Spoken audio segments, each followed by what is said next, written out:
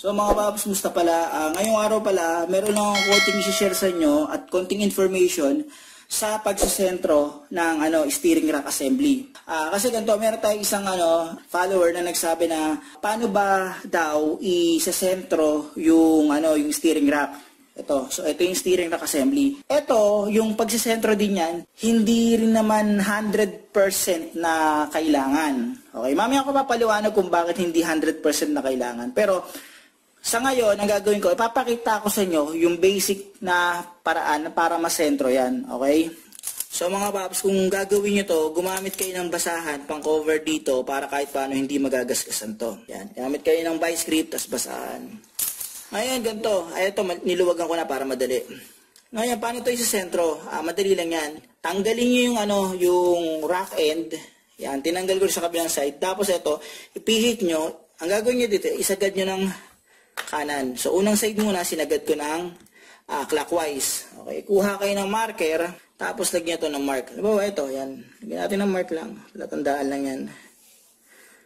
So, naglagay ako ng mark dito sa pinion, tapos naglagay din ako ng mark dito sa labas para magiging reference. Ngayon, ang gagawin ko, since na-clockwise ko na yan, sagad sa clockwise yan, sagad na yan sa clockwise. Isasagad ko ngayon yan sa counterclockwise. Okay, so counterclockwise naman, sagad. Yan, okay. Yung marka ng nasa pinion, nandito sa kabilang side dyan. Yan. So, ayun siya. So, ito yung marka ng nilagyan natin kanina. Yan. So, lagyan natin siya dyan. Okay. Susud natin yan dito. Ngayon, ang gagawin natin dito, ika-clockwise ko na to mga paps. Okay. So, ika-clockwise natin, bilang tayo ng ilang turn. Isang turn. Okay. Yan. Ito na. Dito tayo. Tapos, pihit natin yan dito. So, kukunin natin yung at least gitna nitong dalawang to. Ito, saka to. Okay. So, estimation lang yan mga paps. Yan yung gitna. So, kung napansin nyo, hindi siya talaga perfectong pantay, pero malapit siya sa sentro. Ngayon, paano ko talaga siya, pag pinihit ko, hindi talaga sa sobrang, sasablay yung pagpihit ko, kahit pakaliwa or pakanan. Ano bang dapat kong gawin? Yun yung tanong nyo dyan. Kung napansin nyo, tinanggal ko yung rack end, saka pinantay ko yung steering rack. Kapag nakakabit ng rack end, mag-iiba na yan mga paps. Hindi na natin kailangan literal yung ginawa kong pagmamarka doon. Papakita ko sa inyo mga paps. Ikakabit ko yung rack end. So ganito mga paps, buburahin ko yung mga markang ginawa ko Buburahin ko lahat yan. Okay, so binuro ko na. Ngayon, nakabit ko na yung rack end, di ba? Isasagad ko ngayon yan. Ito clockwise natin. So sagad yan, di ba? Ang gagawin ko ngayon, mamarkahan ko ulit na panibago yan. Tignan nyo ang gagawin ko Yan. Okay? So, may marka akong panibago. Yan, nakita nyo? Bagong marka yan. Sagad sa clockwise yan. Ngayon ganito, gagawin ko Nilagay ko na yung rack end, di ba? Tignan nyo mangyari. Ika-counter clockwise ko yan, sasagarin ko yun. So, 1, 2,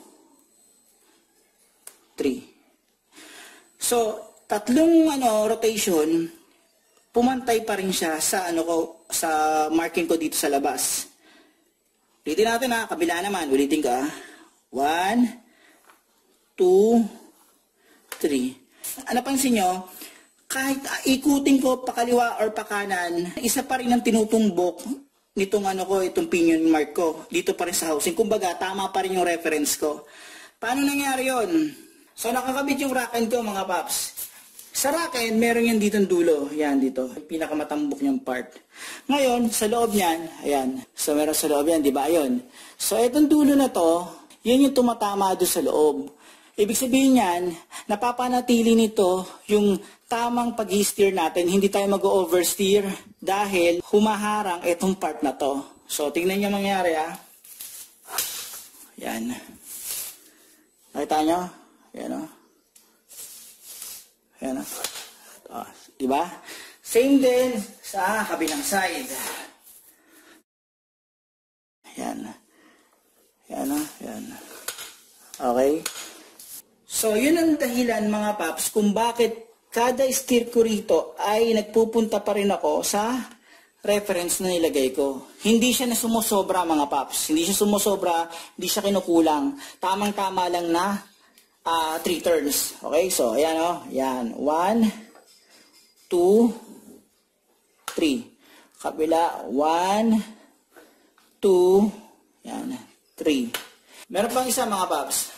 Ngayon, ano pa isang dahilan kung bakit sinasabi kong hindi naman kailangan na 100% na perfecto? Siyempre mga paps, eto SOP to, kapag nagpalit tayo ng steering rack assembly, rack end, at saka tie rod end, automatic mga paps, standard procedure, kailangan natin magpa-wheel alignment. Okay, so pag pina-wheel alignment natin yan, papantay na yan mga paps. So mga paps, hanggang dito na lang yung video na to. Sana kahit paano may natutunan kayo dito kung paano mag-sentro ng steering rack assembly. O nga pala mga paps, huwag nyo kalimutan i-like at subscribe ang channel ko para makagawa pa ako ng ganitong basic na video. Huwag nyo rin kalimutan i-hit ang notification bell para updated kayo sa video na ginagawa ko. Paano mga paps, maraming salamat sa inyo.